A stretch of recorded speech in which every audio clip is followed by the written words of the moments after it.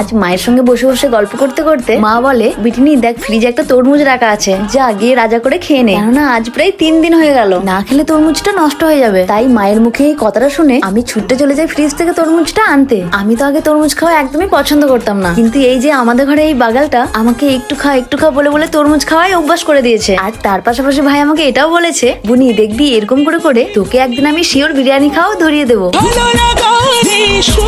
আমার একটা জিনিস খুবই ভালো লাগে জানো, যে আমাদের যতই ঝামেলা ঝগড়া যাই হোক না কেন, আমরা কেউ কাউকে একটা মুহূর্তের জন্য ছেড়ে থাকতে পারি না। তবে সেটা বড় কথা নয়, বড় কথা হলো এই যে আজকে তরমুজটা আমি একটু অন্যরকম ভাবে কাটবো। আসলে এর আগে আমি অনেকবার ইউটিউব ভিডিওতে দেখেছিলাম যে তরমুজটা অনেক সুন্দরভাবে কাটিং করছে, যেমন ওই যে ওই কাটি দেওয়া জলবালা আইসক্রিম গুলো হয় না, ঠিক ওই রকম ভাবে একটা কাটিং আছে, যেটা আমি এখন চেষ্টা করছি। আমার পাশাপাশি আমার ভাইও চেষ্টা করছে।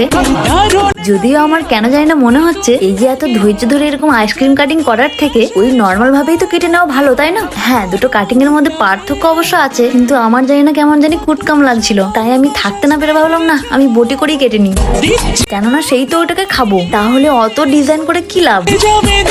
ওরকম সুন্দরভাবে কাটিং করে খেতে যত না সময় লাগবে, আমার তো মনে হয় সেই সময় বটি করে 3-4টে তরমুজ কাটা হয়ে যাবে। আর আমার সমস্যাটা তো হলো এখানে, আমি আর যাই হোক না কেন ধৈর্য ধরে থাকতে পারি না। তবে এই দিক দিয়ে আমার ভাই সেরা, ওর ধৈর্য শক্তি আলাদাই।